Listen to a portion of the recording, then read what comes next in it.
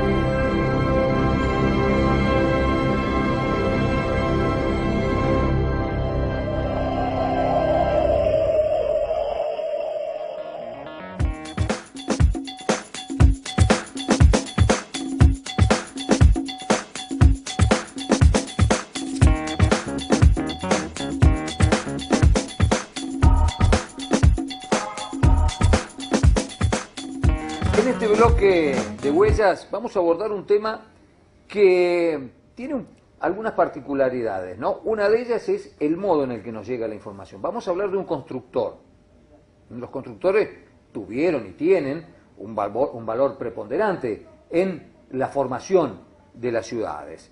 Decíamos, 2 o 3 características especiales de este constructor, nos referimos a Domingo Zanardi. Por empezar, el modo en el que nos llegó la información, el material al que accedimos y también algunas características de lo que fue su vida como hombre de la construcción en la ciudad de San Francisco. Domingo Zanardi, entonces, en este bloque lo vamos a recordar, fundamentalmente vamos a recordar su actividad. Arturo, Domingo Zanardi era un nombre que nosotros, o del que nosotros no hablábamos, hasta que te llega un caudal informativo interesante. ¿Cómo fue todo ese proceso? No teníamos mucha información sobre Zanardi y la obra que él había hecho en San Francisco hace aproximadamente ya más de 90 años, pronto 100 años, de los trabajos que él hizo en nuestra ciudad. Y la información llega precisamente porque nietos de Domingo Zanardi son habituales televidentes que observan el programa Huellas, y a ellos les pareció interesante reivindicar la figura de su abuelo a través de brindar fotografías y datos que se refieren a la obra que él realizó aquí en San Francisco. Cosa que nosotros agradecemos profundamente. Lo mismo, y invitamos a otros, exactamente, claro, a otras personas que tengan, ¿no es cierto?, informaciones para dar de personajes y personalidades de San Francisco, que nos la acerquen, que nosotros con mucho gusto lo trabajamos, bueno, y en el caso que dé para un programa de estas características, poder sumarlo, como es el caso de Domingo Zanardi. Porque acá se da un caso muy interesante en que, como vamos a ver con las fotografías incluso que tenemos nosotros ya desde anteriormente en el archivo, más las que aportaron en la familia, tenemos que Zanardi fue el constructor de varias de las principales obras que tenemos hoy en San Francisco como patrimonio arquitectónico. Que no es poca cosa. Que no es poca cosa. Estamos hablando de edificaciones, si no cumplieron, prontas a cumplir los 100 años. Un siglo de vida. Un siglo de vida, muchas de ellas han sido transformadas, han sido reformadas y han soportado muy bien todo ese tratamiento. Y además, no solo esos edificios, sino que también hizo casas de familia, su propia casa, por supuesto, y en una existencia muy corta, porque Domingo Zanardi murió en finales de 1926 a los 38 años. Muy joven. Muy joven, ¿no? A tal punto que la última obra de él, ¿no es cierto?, que fue lo que es actualmente todo el edificio de lo que era Casa Buero, que comienza siendo Casa Mariani, claro, Casa Buero, donde están los supermercados actualmente y otros negocios. Se inaugura en un edificio icónico de la ciudad. Por supuesto, absolutamente. Se inauguró en el año 1927. Ya no estaba en vida. Ya él había fallecido, o sea, cuando se inaugura esa obra, él había fallecido. Pero otros trabajos que hizo Zanardi se cuentan lo que era la concesionaria de Chevrolet, inaugurada en el año 1922, y hecha a construir por una empresa norteamericana que se llamaba Watson, sí, que tenía sucursal en Buenos Aires y una sucursal en San Francisco. Watson prácticamente no utilizó después ese edificio, que llega a inaugurarlo, pero al poco tiempo pasa a ser Aimeta y Palladini. ¿Y dónde está ubicado ese? Eso estaba en 9 de Julio y Champagnat. Lo que hoy es la gomería. Es la gomería de Terraz. De Terraz. Que es un edificio que vos viste que en los últimos años ha tenido múltiples ahora innovaciones, lo abrieron muchos mucho. cambios, ¿no es cierto? Se le puso mucho vidrio.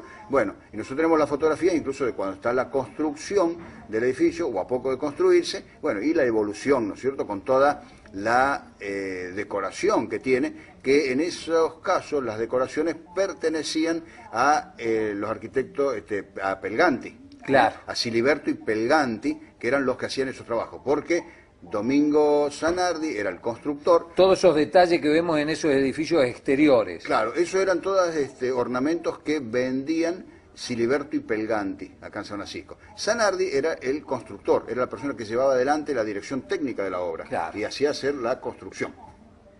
Otro edificio es lo que fue Casa Bertelo, donde está la confitería bailable, ahora, más algunos comercios que hay. Durante tantísimos años había sido Excelsior. Después Lamborghini Muebles, ¿no es cierto?, que hubo toda una serie de comercios en el lugar. Ese edificio también fue construido por Domingo Zanardi. Y el otro es también el de el Banco de Italia, el original Banco de Italia, claro, en Pueyrredón y 25 de Mayo, donde está Banco Galicia. Ahora, exactamente. Otro edificio muy característico. Muy característico de San Francisco. O sea, son edificios emblemáticos en la ciudad construidos por este hombre. Todos entre los años 18 en adelante hasta el 26 en que él fallece. En una corta carrera, sí, 8 años aproximadamente. Él era italiano, su esposa también, tuvieron varios hijos aquí en San Francisco y sus nietos en la actualidad quieren de alguna manera reivindicarlo. Zanardi vivía en calle Libertad al 2000, sí, al 2000, a mitad de cuadra, donde ahora hay un templo evangélico. Sí. En ese lugar estaba la casa de Zanardi. También tenemos fotografías del lugar donde está él con su familia, ¿no? Y viviendas, casa para vivienda también viviendas, ¿no es cierto? Son construcciones, digamos, menores, comparando con los otros edificios que él hizo, claro. Pero había una en particular que se ubicaba en la esquina de Libertad y Rivadavia. Sí. Donde ahora hay un edificio de varios pisos, un edificio en torre, claro, un edificio que en un tiempo fue también sede de la Mutual del Tala, donde estuvo Gendarmería. Sí, señor. Bueno, originalmente la familia que lo hace construir, cuando todavía las calles eran todas de tierra, ¿no es cierto?, en el lugar, era la familia Fassi. Claro, años 20, estamos hablando de un San Francisco, un San Francisco todavía con calle de tierra. Hemos recordado en algunos de nuestros programas el adoquinado es de los años 30. De los 30, del año 32 en adelante, más o menos, sí, ¿no es cierto?, hasta el 36, 37, que se extiende la obra de adoquinado. Todo lo anterior, siempre calles de tierra. Esta casa de Fassi, que está la fotografía... ¿Vos sabés que la recuerdo? Es una casa importante. Sí, que fue demolida hará 10 años. Exacto, aproximadamente. Claro. Tal era el orgullo del dueño de la casa que el propio Zanardi después les hace tomar una fotografía a los propietarios parados en la ventana de la casa, esas ventanas altas, grandes que había, donde está Fassi con su esposa posando en la casa. Y todos decían que la casa de Fassi era muy linda, decían que era una casa linda. De modo tal que la arquitecta Aurora Bruno me comentó también respecto a esto una anécdota que le había contado sobre su padre, el escribano Juan Bruno, cómo se presentaba Fassi. Fassi iba a algún lugar, a un sitio donde buscaba alguna persona y no estaba quien buscaba. Recordemos que los Fassi son una familia tradicional y había varias ramas. Claro, sí, había abogados, médicos, profesionales, una familia muy amplia, muy grande. Ya incluso era Fassi también, y María Inés Fassi de Cufia y Patruco, claro, propietaria de la Calera. O sea, no son todos familiares, pero es una gran familia donde... Es un apellido muy arraigado, en San Francisco. Con la sociedad rural también, ¿no es cierto? O sea, en distintos ámbitos. Y este Fassi, cuando se presentaba en algún lugar y no estaba la persona que él buscaba, y le preguntaban, bueno, ¿de parte de quién le digo que vino? Dígale que vino Fassi, el de la Casa Linda. O sea, ese era el agregado que él tenía, ¿no es cierto? Él, claro, para que lo identifiquen qué Fassi era. Claro, ese era el de la Casa Linda. Vino Fassi. ¿Cuál Fassi? No era ni el de la Casa Linda, ni el médico, ni el agricultor, no, era el de la Casa Linda. ¿Está? O sea, fíjate vos la anécdota y el orgullo que él tenía de esa casa, que se le había hecho también Domingo Zanardi, ¿no? Domingo Zanardi. Bueno, y Domingo Zanardi, como te decía, él fallece muy joven, víctima de una enfermedad, a los 38 años, pero dejó de alguna manera un legado muy importante en el patromonio arquitectónico de San Francisco. Dejó su sello, dejó su marca. Bueno, y nosotros con los 4 edificios que nos mencionaste, dejó la marca. Exactamente, ¿no es cierto? Así que bueno, nosotros le agradecemos a la familia el hecho de haberlo facilitado esta fotografía, comentado, ¿no es cierto?, parte de la vida de él, porque bueno, nos permite reconocer y hacer un reconocimiento de la ciudad, que sepan quién hizo esos edificios que son parte de nuestra ciudad. Y volver a alentar a los amigos que nos están mirando a que si tienen material, si tienen una historia de vida que les parece interesante y que se puede respaldar en fotografía, en documentación, no duden en acercarla al Archivo Gráfico y Museo Histórico, que nosotros con gusto lo podemos trabajar para poder presentarlo al resto de la sociedad en este programa Huellas. Un Huellas que se ha arraigado en la ciudad de San Francisco y que he seguido a través de Internet, YouTube. Fundamentalmente, nuestros programas están todos en Internet, en YouTube, he seguido de distintos lugares del mundo. Exactamente, Arturo. Así lo hacen saber, ¿no? Particularmente un amigo nuestro, ¿no es cierto?, Viñolo, que es actor en España, que bueno, que él se identifica como un fanático del programa, o sea, es un poco el ancla, ¿no es cierto?, que él tiene allá en España para ver, digamos, cosas de San Francisco. Para ver cosas de San Francisco, sentirse cerca de San Francisco. Y tanto él como debe haber otros, ¿no es cierto?, que bueno, no lo hacen saber en este momento, pero seguramente es así, ¿no? Muchas gracias. De esta manera hemos conocido un poco más a San Francisco y a algunos de sus protagonistas, como el caso de Domingo Zanardi.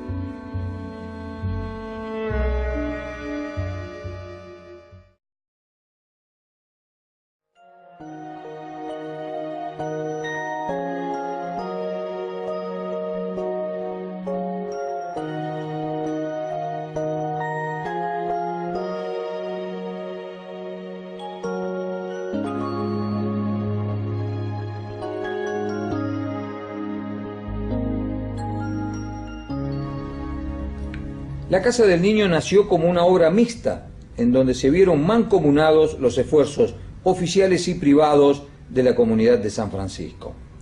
Como una salida a la desocupación que golpeaba fuerte, José Aguirre Cámara, ministro de Hacienda de la provincia durante la gestión demócrata de Pedro Frías, creó la Junta del Trabajo tendiente a combatir el paro forzoso. La filial de San Francisco de dicho organismo estuvo presidida por Arturo Taglioretti, quien propuso, el 21 de agosto de 1934, la construcción de la Casa del Niño. Esta moción fue aceptada de inmediato por la Junta Central con sede en Córdoba.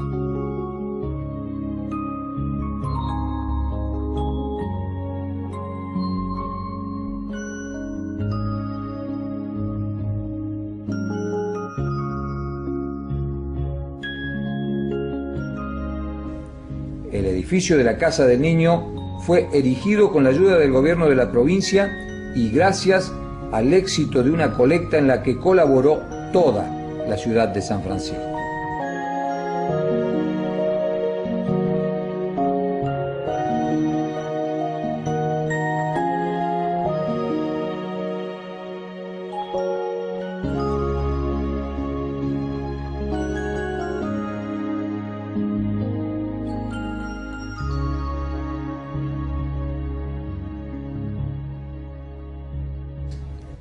El diario La Voz de San Justo da cuenta que en 1936, durante la visita del gobernador radical Amadeo Sabatini, el pueblo en pleno solicitó la inmediata habilitación de la Casa del Niño, por cuanto la creciente pujanza económica de la ciudad, unida al consiguiente desarrollo demográfico, hacían imperiosa la necesidad de contar con esta guardería infantil, función esencial de este servicio a la comunidad. Si bien el gobernador prometía que la misma sería inaugurada en enero de 1937, comenzó a funcionar en forma precaria en octubre de 1936, sin inauguración oficial. Los actos oficiales tuvieron lugar al año siguiente. Su primer director fue el doctor Eugenio Sabino, y como suele ocurrir en muchos casos, el presupuesto estatal no alcanzaba para cubrir las demandas de la institución, de modo que, desde los mismos orígenes, se formó una sociedad cooperadora integrada por damas que la asistieron mediante los aportes generosos de los sanfrancisqueños. La primera presidenta fue la señora Teresa Barrechea de Cartier.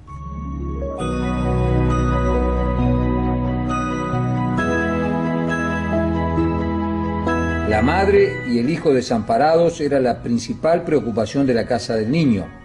Esta fue creada también para que la madre que trabajaba fuera del hogar pudiera dejar a sus hijos en un rincón familiar donde recibían comida, ropa, útiles y educación cristiana que los formaba para integrarse a la colectividad. En sus albores, la Casa del Niño estuvo dedicada a la asistencia de niños sanos y abandonados durante la primera y segunda infancia. También se asistía a la madre con su hijo cuando se trataba de mujeres solteras, viudas o separadas de sus esposos, pero durante el periodo de lactancia. Las madres internadas en esas condiciones quedaban obligadas a suministrar gratuitamente su leche sobrante para alimento de aquellos niños de la comunidad que lo necesitaran.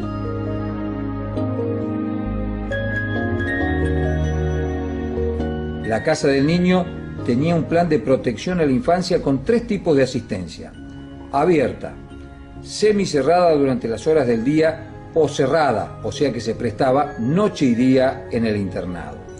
Había consultorios médicos, bucodental y gabinete psicopedagógico, provisión de leche y alimentos preparados.